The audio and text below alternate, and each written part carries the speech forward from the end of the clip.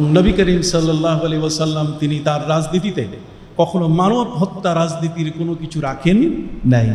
মক্কা বিজয় হয়েছে, সেখানে সাহাবীদেরকে বললেন যে দুইটা পরামর্শ তোমরা মানবে তাহলে মক্কায় প্রবেশ করতে পারবে। কয় কি? কয় একটি হলো তোমরা 10,000 সাহাবী একজনে 5টা করে চুলা জ্বালাবে।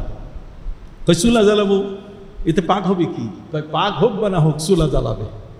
আর তোমরা সংখ্যায় 10,000, বাথরুম যে পরিমাণ তার চেয়ে কম বাথরুম বানাবে।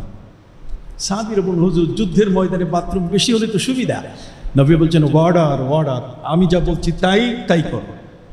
ঠিক তাই হলো। সাহাবা ইকরাম মক্কার পাহাড়ি উপত্যকায় যখন তারা আস্তানা গাড়লেন, সন্ধ্যাবেলায় খবর হয়ে গেল আবু সুফিয়ানের কাছে, মক্কার সেই কাফের সম্রাট তার কাছে।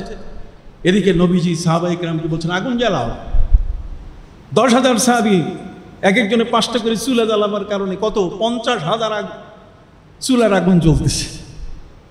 এটা দেখেই আবু সুফিয়ান যেই গোয়েন্দা বাহিনী প্রধানকে পাঠিয়ে সে বলছে স্যার সেলুট, পালালে তাড়াতাড়ি পালান, শুধু আগুন আর আগুন।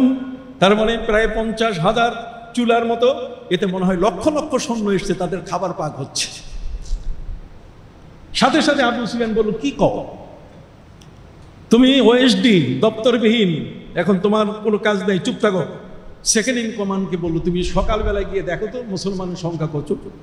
সকালবেলায় বাথরুম কম হওয়ার কারণে 10,000 সাহাবীর লাইন পড়ছে এত লম্বা, দেখেই তার মাথা নষ্ট হয়ে গেছে যে এটা লক্ষ লক্ষ এর চেয়ে কম হবে না।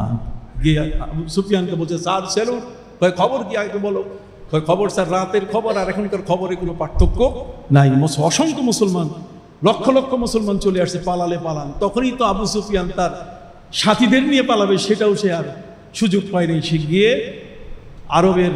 আরব ছাড়ার জন্য লোহিত সাগরের নৌকায় উঠলো। আমি আরবে থাকবো না, ভারতে যাব। আল্লাহ বলছেন ভারতে যাওয়া শিখাবো তোমাকে। আল্লাহ তাকে যেতে দেন নাই। পালতোলা নৌকার মধ্যে এমনভাবে তিনি বাতাস ঘূর্ণিঝড় দিয়ে দিলেন যে ফলে তাকে ফিরে আসতে হলো। কথা বুঝতে পারছেন? সম্মানিত সুধী, সংক্ষিপ্তভাবে কথাটি এ কারণেই বললাম যে নবী করিম সাল্লাল্লাহু আলাইহি ওয়াসাল্লাম মক্কা তার হাতে চলে আসলো, কাবা ঘর এখন তার কন্ট্রোলে। মসজিদের আয়া সেখানে পতাকা উঠালেন, বিজয় পতাকা। এবার মক্কার সমস্ত মানুষেরা নবীর কাছে এসে বলছে যে আমরা তো এখন আপনার কাছে আসামি। 21 বছর ধরে আমরা আপনাকে আসতে দেই নাই। কত বছর? 21 বছরের দীর্ঘ সময় আপনার উপর অত্যাচার। অতএব মদিনার 8 বছর পরে আপনি এখানে আসলেন, আর এর আগে 13 বছর আপনার কাছে আপনার উপর অত্যাচার করছি, তাহলে কত হয়? 21 বছরের অত্যাচার। কাজে আপনি এখন আমাদের যা শাস্তি দিবেন। নবীজি বলছেন কোনো শাস্তি নাই।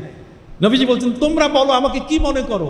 আমরা মনে করি আপনাকে আখুন ইবনু আখিন করিম, আপনি আমাদের অত্যন্ত সম্মানিত একজন ভাই, সম্মানিত ভাইয়ের আপনি সন্তান। কাজে আপনি আমাদের আপনার মত অনুযায়ী আপনি বলেন। নবীজি বলছেন আজকে আমি তোমাদের সাথে সেই আচরণ করব যা হযরত ইউসুফ আলাইহিস সালাম তার ভাইদের সাথে আচরণ করছেন। ইউসুফ আলাইহিস সালাম তার ভাইরা যারা তাকে কূপে ফেলে দিয়েছিল, তিনি তাদেরকে যেমন ক্ষমা করেছিলেন, নবীজি বলছেন আমিও তোমাদেরকে কি করলাম? ক্ষমা করে দিলাম। একটা লাশও মাটিতে পড়ে নাই। এ হলো ইসলামের রাজনীতি।